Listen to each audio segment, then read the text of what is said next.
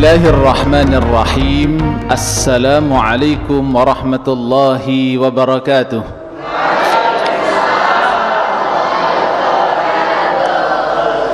Alhamdulillahi rabbil alamin.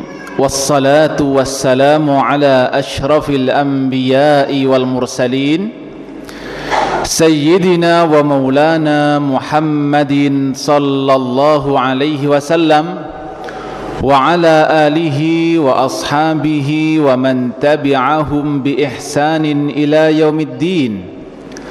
Rabbi shrah li sadri wa yassir li amri wahlul 'uqdatam min lisani yafqahu qawli. Kaifa halukum ayyuhas syabab?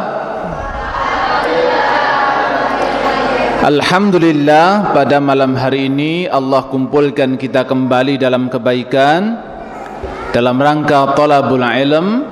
Hari ini insyaallah kita lanjutkan kajian kita setelah sekian lama kita libur. Mudah-mudahan perjumpaan kita di malam hari ini diberkahi oleh Allah Subhanahu wa taala. Marilah kajian kita malam hari ini dengan sama-sama berdoa kepada Allah. Mudah-mudahan Allah karuniakan kita ilmu yang berkah dan manfaat. Saya doa ditirukan bersama-sama. Bismillahirrahmanirrahim. Raditu billahi rabba wa bil islami dina wa bi Muhammadin nabiyya wa rasula. Rabbi zidni ilma warzuqni fahma. Allahumma inni as'aluka ilman nafi'a wa rizqan tayyiba wa amalan mutaqabbala.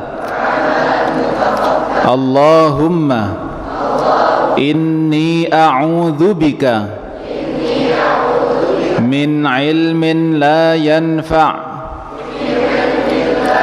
wa qalbin la yakhsha' wa nafsin la tashba' wa da'watin la yustajabu laha. Rabbana atina fid dunya hasanah wa fil akhirati hasanah wa qina adzaban nar. Amin ya rabbal alamin. Para asatidz, para santri yang dimuliakan Allah Subhanahu wa taala, hari ini kita hidup di zaman yang mana doa itu sangat berharga sekali, bukan sekedar ilmu. Hari ini kalau sekedar ilmu, maka ilmu itu tersebar luas, luar biasa, tiada terkendali, luar biasa. Dimanapun kita bisa mengakses ilmu, di internet mengakses ilmu, dimanapun mengakses ilmu dengan sangat mudah.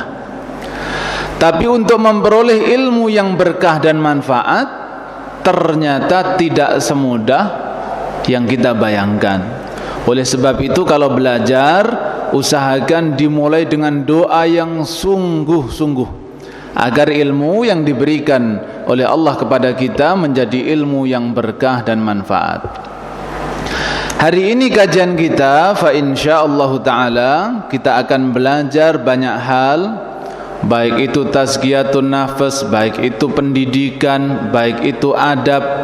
Kita ambil dari surat Abasa wa Tawalla. Marilah kita baca surat Abasa. Semuanya alhamdulillah sudah hafal. Kita baca sampai ayat 10 saja. Dimulai dari a'udzubillah. A'udzu billahi minasy syaithanir rajim. Bismillahirrahmanirrahim. Abasa wa tawalla an jaa الأعمى وما يدريك لعله يزكى أو يذكر فتنفعه الذكرى أما من استغنى فأنت له تصدى وما عليك ألا يزكى وأما من جاءك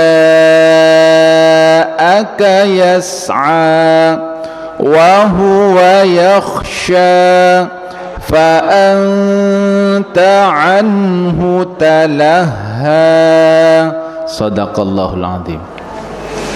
Para santri yang dimuliakan Allah Subhanahu wa taala, surat Abasa tentu kita sudah hafal semuanya. Hari ini kita akan belajar lebih jauh tentang surat Abasa. Karena Al-Qur'an yang kita baca, saudaraku yang dimuliakan Allah, bukan hanya sekedar hafalan, tapi bagaimana Quran betul-betul menjadi panduan dalam hidup kita. Ada yang sudah hafal artinya Abasa sampai terakhir? Saya kasih hadiah kalau sudah hafal. Ada? Siapa yang hafal artinya Abasa sampai akhir? Tunjuk angkat tangan, setorannya nanti setelah kajian. Siap? Siap? Yang laki-laki siap? Yang siap angkat tangan. Terjemah Abasa dari awal sampai akhir saya kasih hadiah. Nggak usah banyak-banyak, 100.000 aja. Hah? Ada yang berani? Setorannya setelah kajian.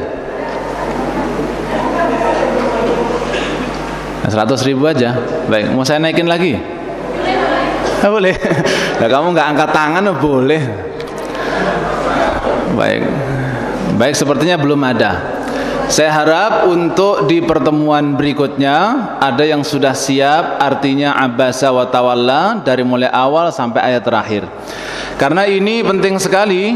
Jadi hari ini para santri, saya bahagia sekali melihat santri tahfidz bertebaran dimanapun. Artinya negeri kita ini negeri yang tidak kekurangan santri-santri berkualitas. Tapi harus ditingkatkan bagaimana hafalan itu kemudian menjadi pemahaman, dari pemahaman kemudian meningkat menjadi amal, dari amal itu meningkat lagi menjadi dakwah. Ya, setelah itu meningkat lagi kita jadi ahli surga. Nah, begitu ya. Bismillahirrahmanirrahim. Abasa wa tawalla. Surat ini adalah Makkiyah. Apa itu Makkiyah? Surat yang turun di Mekah. Atau bisa juga surat yang turun sebelum hijrahnya Nabi sallallahu alaihi wasallam.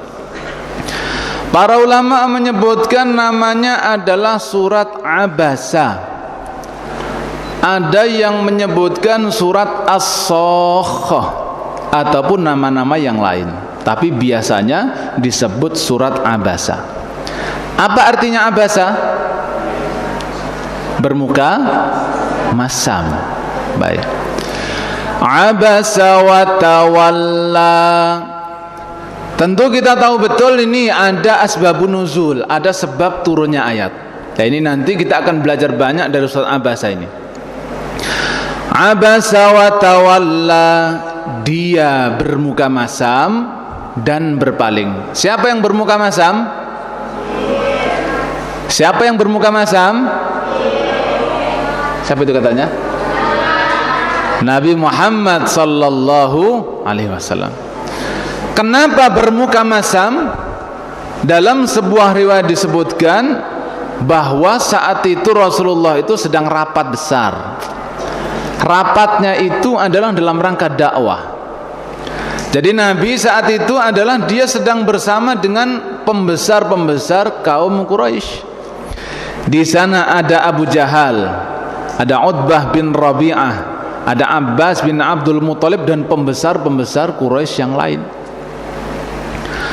Ketika sedang Nabi berdakwah kepada pembesar, maka ternyata datanglah orang buta yang bernama Abdullah bin Ummi Maktum.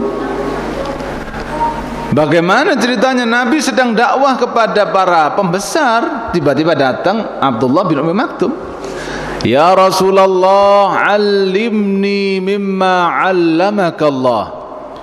Ya Rasulullah, ajarkan saya apa yang diajarkan Allah kepadamu. Kira-kira bayangkan, Nabi itu sedang sibuk luar biasa dengan pembesar Quraisy. Harapannya kalau para pembesar ini masuk Islam, nanti akan banyak yang mengikuti. Tiba-tiba datang ada orang miskin, orangnya buta lagi, orangnya tidak sempurna secara fisik, datang minta diajari.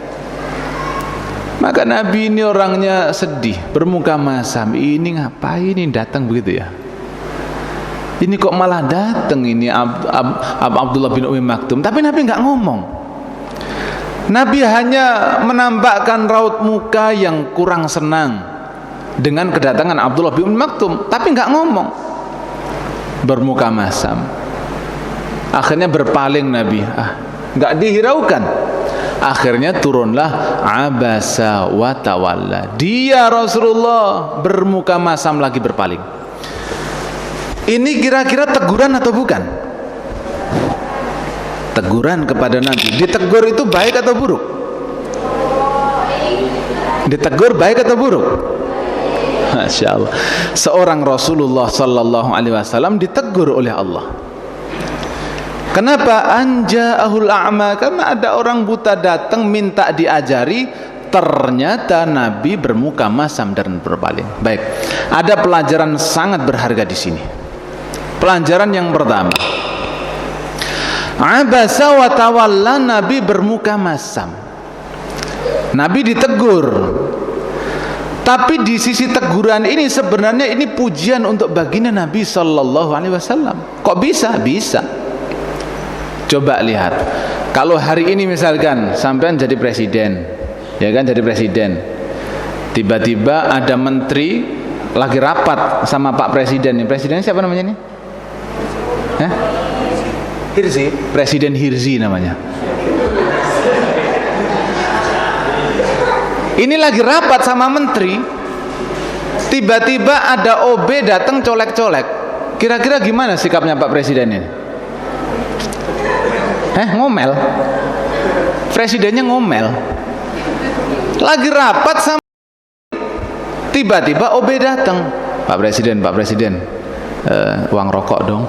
Uang rokok lagi kan? Ngomel. Wajar ngomel presiden. Dan itu kalau misal Pak Presiden ngomong, Mas nanti dulu ya, ini lagi ada rapat. Kira-kira sopan nggak Pak Presiden ngomong begitu? Sopan. Dan sangat tepat sekali. Akhirnya si OB ini keluar. Tapi lihat Rasulullah, sangat mungkin Nabi itu mengatakan, ya Abdullah, tunggu sebentar aja. Ini saya lagi kepada pembesar Quraisy, bentar aja ya. Nanti insya Allah kalau saya selesai, nanti saya ajari kamu deh. Kira-kira Nabi mungkin nggak ngomong begitu?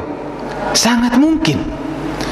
Tapi karena ketinggian akhlak Rasulullah Sallallahu Alaihi Wasallam, Nabi nggak berani negur. Nabi itu saking tingginya akhlaknya, ada Abdullah bin Ummi Maktum datang, negur aja nggak berani. Karena ini orang tanya kebaikan juga. Jadi Nabi itu seakan-akan mana yang didulukan, mana yang dulu. Mau negur Abdullah nggak berani, akhirnya muka masam doang. Gini, begitu kan? Ya nggak gitu juga ya, masa begitu? Intinya bermuka masam. Dan perhatikan, Masya Allah, bermuka masamnya Nabi kira-kira dilihat oleh Abdullah bin Ummi Maktum atau tidak? Tidak. Abdullah itu orangnya buta. Rasul hanya bermuka masam, Rasul berpaling. Ternyata ditegur oleh Allah Subhanahu wa taala. Abasa wa tawalla, dia bermuka masam. Bukan tegurannya, bukan kamu jangan bermuka masam ya Muhammad. Enggak begitu. Karena baginda Nabi bermuka masam itu merupakan akhlak yang terpuji, maka Allah pun negurnya juga halus. Dia bermuka masam, dia bukan ditegur jangan bermuka masam ya Rasulullah, jangan bermuka masam ya, tidak, tapi dia bermuka masam. Artinya tegurannya halus sekali. Abasa wa tawalla an ja'ahul a'ma. Abasa wa tawalla. Pelajaran berharga bahwasanya ketika seseorang itu kedudukannya semakin tinggi, kedudukannya semakin besar, maka otomatis tanggung jawabnya juga semakin besar. Loh kok bisa tanggung jawabnya semakin besar? Rasulullah itu adalah nabi dan rasul pilihan. Makanya bermuka masam saja sudah ditegur oleh Allah Subhanahu wa taala. Kenapa? Nabi karena derajatnya tinggi. Contoh. Kalau ada anak bayi kencing di celana, kira-kira dimarahin atau tidak? Tapi kalau seusia Hirzi, bayangkan. Artinya seseorang semakin tinggi derajatnya, pasti ada tuntutan yang lebih tinggi lagi. Bayi ketika kecil pipis itu bahkan ditertawakan. Bayi pipis, diketawain. Tapi kalau ada orang dewasa kok pipis sembarangan, itu pasti dimarahi. Begitu juga dengan santri. Mohon maaf, santri itu kedudukannya tinggi dibandingkan orang yang nggak nyantri. Kalau orang yang nggak nyantri, mohon maaf, nggak sholat sunnah itu biasa. Untung dia itu sholat wajib 5 waktu. Tapi kalau santri itu kok nggak sholat sunnah, rasanya kurang. Kenapa? Karena kedudukan dia lebih tinggi daripada yang lain, daripada yang nggak nyantri. Dan itulah kedudukan itu. Makanya Nabi itu baru abasa udah ditegur. Karena abasanya Nabi itu adalah contoh umat yang luar biasa. Ya, jadi abasa udah ditegur. Padahal sangat mungkin Nabi mengatakan, nanti dulu ya Abdullah, nanti. Ternyata nggak gitu, udah ditegur. Yang kedua, bahwa itu tanda kenabian Rasul Sallallahu Alaihi Wasallam. Kenapa? Tegurannya disampaikan juga kepada umat. Kan harusnya kalau Nabi itu, kalau orang besar itu malu kalau aibnya ketahuan, kan gitu. Ternyata ayat turun pun disampaikan oleh Nabi. Abasa wa tawalla, telah turun ayat kepadaku. Abasa wa tawalla, dia bermuka masam dan berpaling. Tegurannya disampaikan juga untuk umat.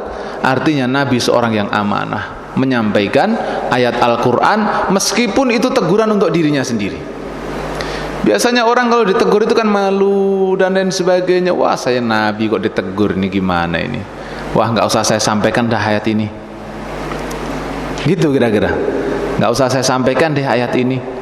Nggak begitu. Nabi sampaikan semuanya yang disampaikan dari Allah, termasuk abasa wa tawalla. An ja'ahul a'ma,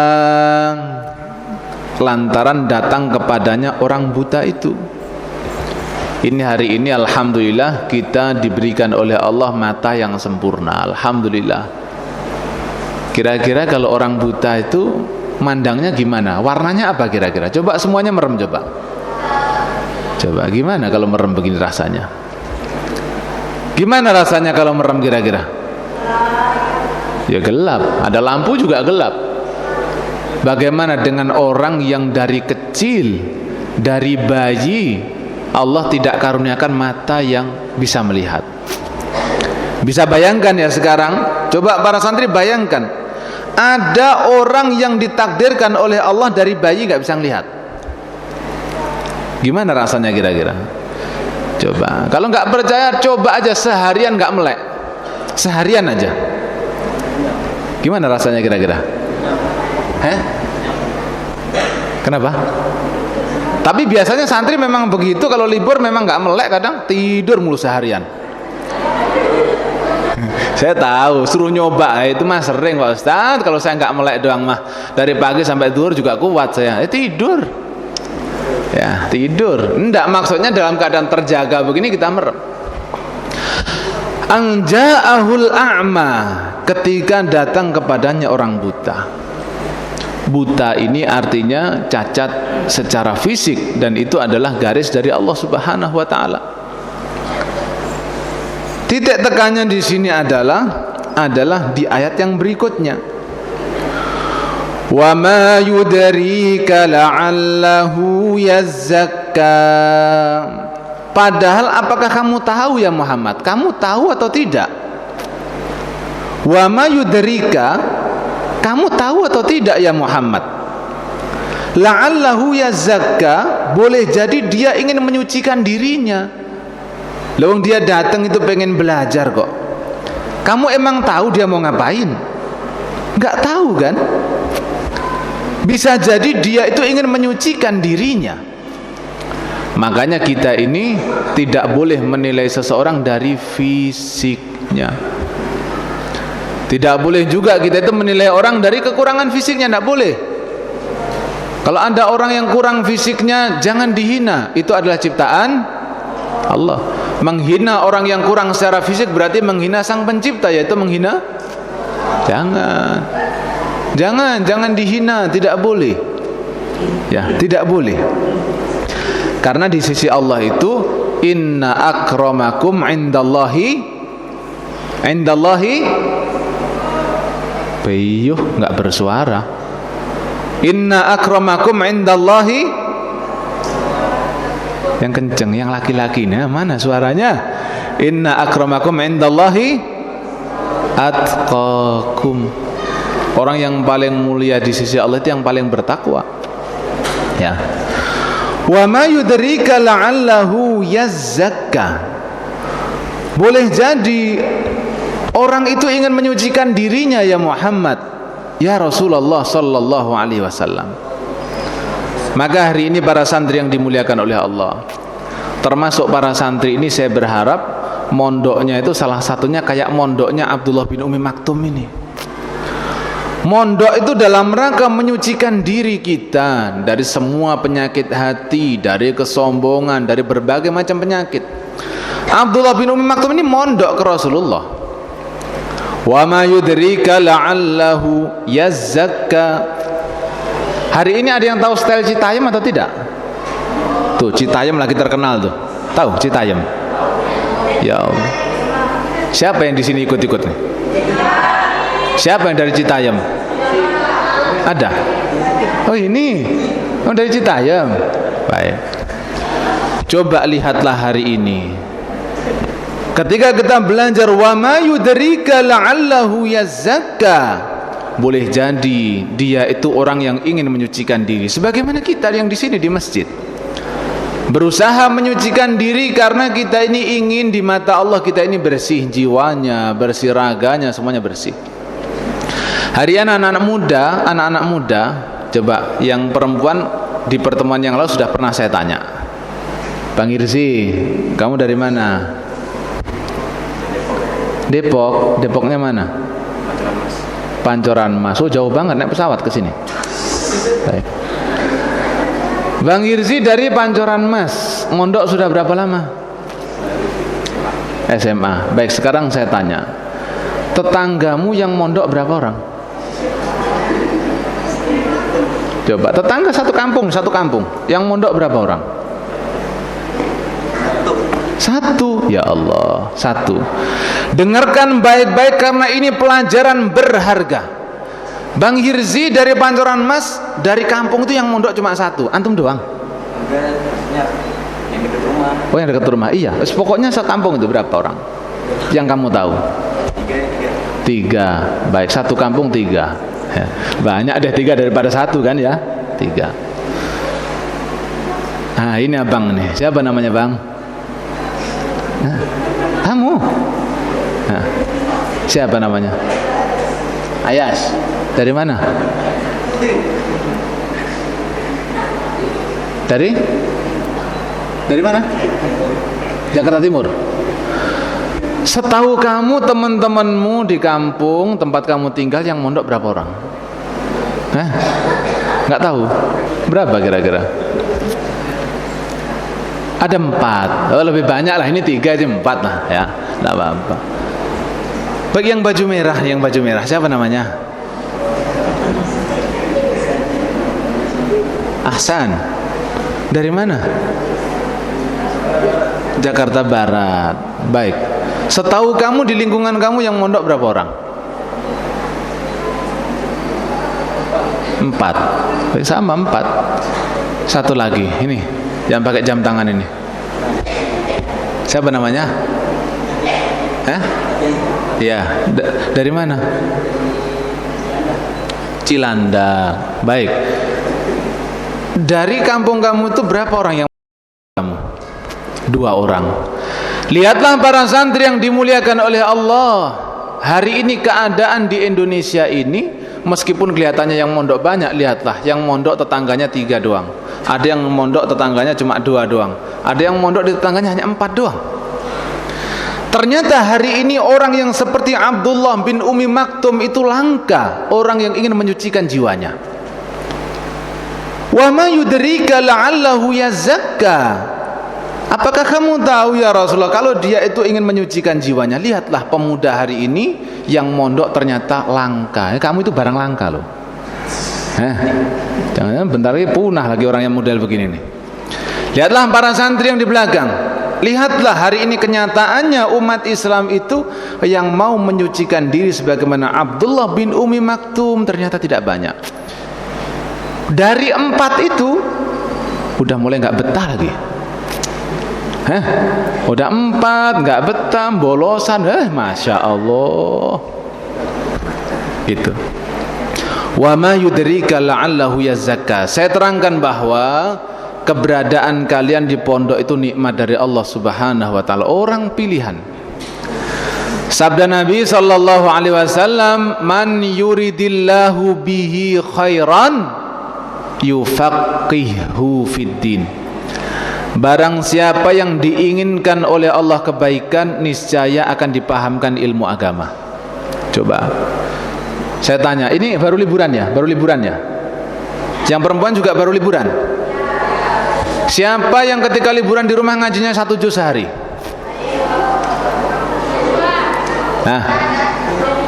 Tidak ada. Siapa yang ketika di rumah liburan main handphone lebih dari 5 jam? Loh, banyak tuh Ustaz, banyak dengerin tuh Ustaz ya, banyak tuh 5 jam. Kebiasaan dari pondok itu seakan sirna. Loh, bayangkan. Berarti mondok itu nikmat, sehari-harinya adalah produktif. Kalian di rumah baru sehari, sholat subuhnya sudah telat. Nah, siapa nih? Pelaku juga? Hampir tiap hari. Ya Allah, hari ini antum sekarang di posisi Abdullah bin Umi Maktum. Wa ma yudrika la'allahu yazakka. Boleh jadi yang datang ke pondok ini yang temannya hanya sedikit itu, sekarang kita ingin menyucikan diri kita dengan di pondok ini. Jadi jangan khawatir. Loh, nanti kita akan dapati kok nyatanya betul-betul bahwa Abdullah bin Umi Maktum menjadi orang kesayangan Rasulullah sallallahu alaihi wasallam. Dia lebih dicintai oleh Allah daripada Abu Jahal. Tadi kan jelas kisahnya tuh. Kisahnya bahwasannya Nabi sedang duduk dengan Abu Jahal, Nabi sedang duduk dengan Abdul Muthalib, Nabi sedang duduk dengan Utbah bin Rabi'ah. Ternyata nanti ke depannya yang dicintai oleh Allah adalah yang buta tadi itu. Wa ma yudrika la'allahu yazakka. Hari ini yang nyantri di sini boleh jadi iri dengan yang tidak nyantri. Ustadz, sebenarnya saya ini nggak pengen mondok. Kamu pengennya apa? Saya sebenarnya pengennya SMA negeri saya itu. Saya sebenarnya pengennya SMK. Saya sebenarnya pengennya di SMA. Ada yang begitu kira-kira? Tuh Ustadz dengerin banyak tuh. Siapa yang banyak tadi? Lain. Tapi antum perhatikan, Masya Allah, antum diinginkan kebaikan seperti Abdullah bin Umi Maktum ini. Wa ma yudrika la'allahu yazakka. Padahal kamu nggak tahu ya Muhammad, dia itu ingin menyucikan jiwanya. Dan hari ini banyak anak muda mengotori jiwanya. Coba bayangkan sekarang yang tren Citayam style itu. Di Sudirman, di kota sana, di Sudirman, anak-anak usia SMA laki-laki pakai tank top. Segini tank top tuh. Tahu ya? Ini saya sampaikan supaya kalian itu paham, dunia ini berubah luar biasa. Yang mondok langka, yang ngikuti tren itu banyak hari ini. Coba ternyata trennya Citayam style itu hari ini dibeli miliaran. Apa hasil dari itu semuanya? Intinya adalah ingin melegalkan LGBT. Dan hari ini menjadi tren. Hari ini menjadi tren. Bayangkan laki-laki pakai pakaian perempuan sudah masuk kota, diliput TV, diliput di internet, jadi idola anak muda. Enak banget ya gaya gitu doang dapat duit. Enak banget ya cuma bergaya begitu dapat duit. Enak banget begitu. Akhirnya anak muda itu sekarang aneh-aneh. Karena mengikuti trennya. Antum mengikuti trennya Abdullah bin Umi Maktum saja ngaji.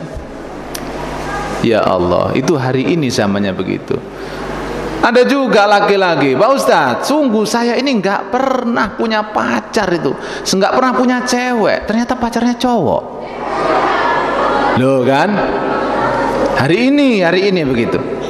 Makanya naudzubillah, mudah-mudahan Allah lindungi kita dari segala macam penyakit sosial hari ini itu. Wa ma yudrika la'allahu yazakka. Kamu enggak tahu ya Muhammad, kalau Abdullah bin Umi Maktum itu ternyata dia ingin menyucikan dirinya. Artinya Rasulullah ditegur, janganlah kamu begitu. Kamu tidak tahu siapa yang kamu hadapi, siapa yang dikehendaki oleh Allah kebaikan. Au yadzakkaru fatanfa'ahu dzikra, atau dia ingin ingat lalu memberi manfaat kepadanya ingatannya itu. Dia itu pengen pelajaran ya Rasulullah. Dia pengen belajar sehingga hasil belajarnya itu manfaat bagi dia. Abdullah bin Umi Maktum itu ingin belajar ya Rasulullah. Kalau orang belajar jangan ditolak. Nanti ilmunya itu manfaat bagi dia. Ya. Maka ditegur, amma man istaghna. Adapun terhadap orang yang merasa dirinya cukup. Siapa mereka? Kafir Quraisy. Merasa dirinya cukup, nggak mau diajari sebenarnya. Maka terbukti betul Abu Jahal meninggalnya nggak dalam keadaan Islam. Utbah bin Rabi'ah begitu juga. Ya. Dan ini juga pelajaran bagi para guru. Pelajarannya apa? Kalau dilihat dari ayat ini, maka sebenarnya Rasulullah diajarkan, tolong fokuslah sama orang yang sudah baik itu loh. Fokus kamu itu. Jangan fokus sama yang dablek-dablek itu, ngabisin tenaga gitu lah. Anak sudah nggak betah, anak sudah banyak pelanggarannya, kita fokus ke situ. Sedangkan yang sudah baik-baik kadang kita lupa, nggak begitu. Makanya ditegur, amma man istaghna fa anta lahu tasadda. Ya Rasulullah, orang yang pengen belajar betul-betul kamu malah memalingkan muka. Orang yang pengen belajar betul-betul malah kamu itu abasa wa tawalla. Lah orang yang enggak bener kamu malah tasadda, kamu malah sungguh-sungguh. Nabi tidak salah, hanya saja ingin pengajaran Allah itu disempurnakan. Jadi Nabi nggak salah berharap kepada pembesar itu masuk Islam, ya. Tapi tolong kalau ada orang pengen fokus belajar, tolong diperhatikan, ya. Wa ma 'alaika alla yazzakka. Padahal apalah rugimu kalau dia tidak mau suci, ya. Apa ruginya? Tugas kamu itu hanya menyampaikan. Tugasnya ustadz itu menyampaikan. Para santri, saya hari ini juga punya santri, saya juga ngajar di pesantren. Kalau ada santri tidak mau diingatkan, itu guru tidak pernah rugi. Sebagaimana Nabi ditegur, wa ma 'alaika alla yazakka ya Rasulullah. Kamu tidak rugi seandainya yang kamu dakwai enggak mau masuk Islam sekalipun, enggak rugi. Karena hidayah di tangan Allah. Para ustadz, para kiai, kok ada santri enggak betah mondok, ngelanggar terus kok keluar, kamu enggak rugi wahai para ustadz, enggak rugi. Anda yang enggak mau mondok enggak rugi, kamu sudah berjuang wahai para ustadz. Tugas kamu menyampaikan wahai para ustadz, yang memberikan hidayah santri adalah Allah, jadi enggak rugi. Apalagi sudah pesantrennya beasiswa lagi, ya. Kecuali kalau santrinya setiap bulan bayar 1 miliar gitu ya ke ustadznya. Ada yang begitu kira-kira? Tidak ada, ya. Wa ma 'alaika alla yazakka, wahai para ustadz, jangan merasa terbebani kalau ada santri nggak betah, udah diingatkan dengan berbagai macam cara, yang halus disampaikan, yang agak halus lagi disampaikan, yang keras disampaikan, SP1, SP2, SP3, takdir Allah mengatakan santri itu keluar. Jangan khawatir. Nabi saja pernah disampaikan oleh Allah, wa ma 'alaika alla yazakka, kamu nggak rugi. Kalaupun di orang-orang yang Quraisy itu nggak mau Islam, kamu nggak rugi ya Muhammad. Tugas kamu menyampaikan. Baik, jadi pelajaran itu jam berapa ini sudah? Oh, 8:30. Baik, kita lanjutkan singkat saja. Wa amma man ja'aka yas'a, adapun orang yang datang kepadamu dengan berjalan cepat, yaitu Abdullah bin Ummi Maktum, wa huwa yakhsha, dia pun juga ada dalam dirinya rasa takut kepada Allah, fa anta anhu talaha, maka engkau terhadapnya berlengah-lengah. Ini ada 2 orang yang dihadapi Nabi, satunya orang Quraisy, satunya adalah Abdullah bin Maktum. Di dalam benaknya Nabi, kalau orang Quraisy ini bisa masuk Islam, pengaruhnya nanti untuk kaum muslimin besar. Kira-kira Nabi fokus kepada pembesar ini salah atau tidak? Tidak salah, karena itu ijtihad dari Nabi sallallahu alaihi wasallam. Tapi Nabi diberitahu oleh Allah, tapi jangan begitu. Kita ini di hadapan Allah nggak ada bedanya, orang kaya, orang miskin, orang sempurna fisiknya, orang yang kurang fisiknya, di mata Allah sama. Semuanya berhak mendapatkan hidayah, semuanya berhak mendapatkan pengajaran, semuanya berhak untuk bahagia dunia akhirat. Makanya ditegur oleh Allah. Tadi ada orang yang gak butuh dengan Islam, kamu kok sungguh-sungguh. Giliran ada orang yang datang sungguh-sungguh malah bermuka masam. Jangan begitu ya Rasulullah, ya. Fa anta anhu talaha, ya. Kalla innaha tadhkirah, tidak begitu, sesungguhnya dia itu adalah peringatan. Baik, barangkali dari sini saja kita sampaikan, dari ayat 1 sampai 10. Jadi sudah banyak pelajaran yang saya sampaikan, mudah-mudahan dicatat. Kalau nggak dicatat, saya husnudzon memang santri PTQ ini kayak Imam Syafi'i, sekali disampaikan langsung hafal, sekali sampaikan langsung hafal. Ya, begitu. Kalau yang nggak nyatet itu saya husnudzon, mesti langsung hafal. Maka dari itu saatnya saya bertanya sebelum saya ditanya. Siap kan? Siap kan? MC-nya paling dulu ini. Baik, silahkan bagi yang punya pertanyaan dipersilahkan. Monggo. Kita nggak salah lama-lama.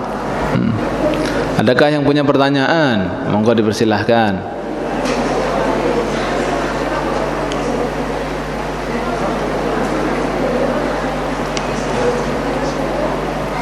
Ada yang mau bertanya, silahkan.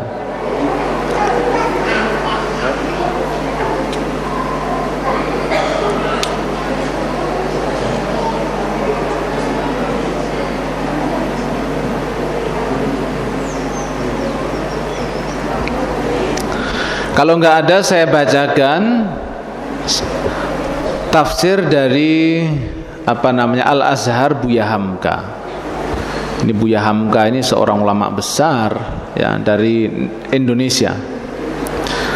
Beliau kata-katanya indah sekali dalam tafsirnya. Jadi kalau bisa nanti para santri tolong punya buku di rumah. HP memang banyak manfaatnya, tapi tolong santri itu juga punya buku di rumah. Belilah buku yang berkaitan dengan pelajaran, belilah buku terkait tafsir, belilah buku minimal ini ada juz 30 ini, tafsir juz amma Buya Hamka.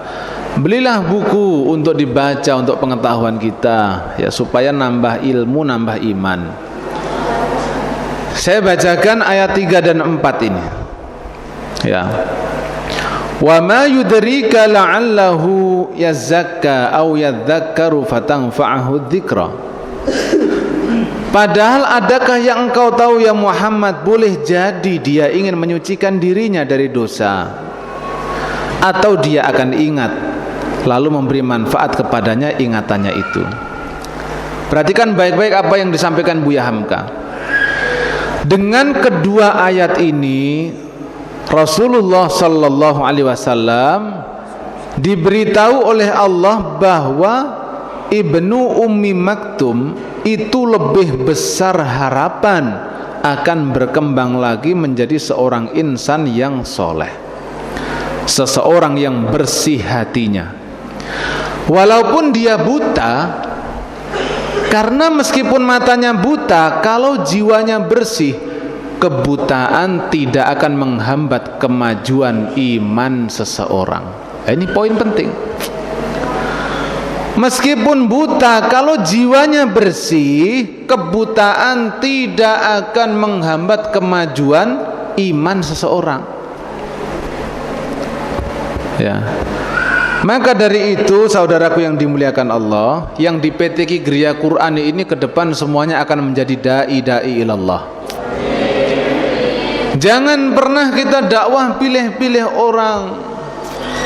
Kita milih ya, kalau orangnya bagus fisiknya kita perhatikan, kalau orang jelek fisiknya kita meremehkan. Jangan. Karena kita tidak tahu di antara para yang kita dakwah itu siapa yang nanti akan berkembang imannya. Karena yang manfaat nanti di sisi Allah adalah iman itu. Kita kadang meremehkan orang, ternyata dia kebaikannya lebih besar dari kita. Ada namanya Pak Abdullah Bushro. Siapa namanya? Pak Abdullah Bushro ini, dia dulunya namanya Pak Parjo. Pak Parjo ya. Orang mana kira-kira kalau namanya Parjo?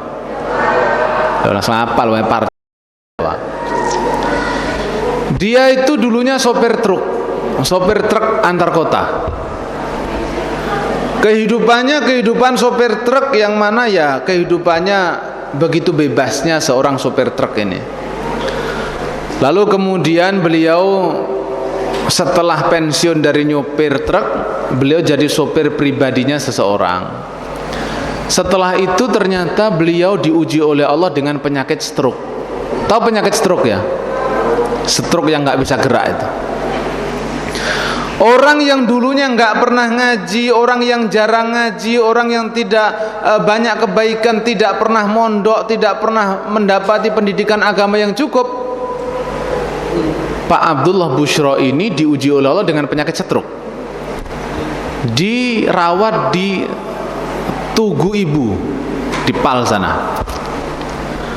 Beliau waktu sakit sudah di rumah sakit. Kemudian beliau itu dalam hatinya menginginkan, ya Allah, saya pengen sholat jamaah ya Allah, saya pengen sholat jamaah ya Allah. Maka beliau memaksakan diri untuk sholat. Ketika sudah tiba waktunya sholat, beliau mendengar adzan, beliau minta diwudukan. Setelah itu beliau pengen sholat dengan sungguh-sungguh. Padahal kondisi badannya, namanya stroke itu mati badannya, nggak bisa gerak. Ketika beliau bertakbir Allahu Akbar, Allah sembuhkan beliau seketika itu. Sembuh beliau. Dokternya bingung. Orang di sekelilingnya bingung, orang stroke karena pengen sholat, Allah sembuhkan saat itu juga ketika bersamaan dengan takbir Allahu Akbar. Setelah kejadian itu, beliau luar biasa semangatnya untuk menuntut ilmu agama. Hari ini kajian di mana-mana beliau ikuti, padahal beliau masih muda, umurnya baru 73 tahun. Muda banget kan? Baru 73 tahun. Tapi beliau semangatnya luar biasa. Berapa ngajinya dalam sehari? 6 juz sehari. Giginya sudah ompong. Kalau ngomong sudah oh, saya ini udah nggak bisa, ini ngomong bagus-bagus nggak bisa. Tapi ngajinya sekarang 6 juz. Jadi setiap 5 hari sekali beliau khatam. Kalau kita lihat dari tadi itu Abdullah bin Maktum, maka Pak Abdullah Bushr juga begitu. Makanya beliau sering datang ke saya, Pak Ustadz, gimana? Boleh nggak saya mengamalkan satu doa? Doa apa Pak Abdullah? Saya bermimpi. Di dalam mimpi saya kok saya dibimbing untuk berdoa setiap hari. Apa doanya Pak Abdullah? Allahumma inni as'aluka taubatan nasuhan qablal maut. Ya Allah, berikanlah aku rizki bisa taubatan nasuha sebelum saya mati. Itu Pak Ustadz, saya dibimbing untuk berdoa dengan doa itu ketika saya tidur itu. Amalkan Pak Abdullah. Sampai hari ini beliau mengamalkan. Ngajinya 6 juz setiap hari. Sholatnya berjamaah setiap hari. Beliau tahajud, beliau duha, beliau macam-macam dikerjakan. Padahal dulu bisa jadi dia diremehkan orang. Kenapa? Sopir truk di jalan, pekerjaannya di jalan. Ya begitulah namanya sopir. Ternyata dia sebagaimana Abdullah bin Ummi Maktum yang di awal dia minta diajari Nabi. Ternyata Nabi abasa wa tawalla. Ternyata apa yang terjadi? Abdullah bin Ummi Maktum menjadi muadzinnya Rasulullah selain Bilal. Begitu juga Abdullah bin Ummi Maktum menggantikan imam Rasulullah ketika Rasulullah sedang safar. Abdullah bin Ummi Maktum menjadi pemimpin Madinah ketika Nabi sedang pergi. Ya Abdullah, saya titip Madinah ini kepadamu, menjadi pemimpin.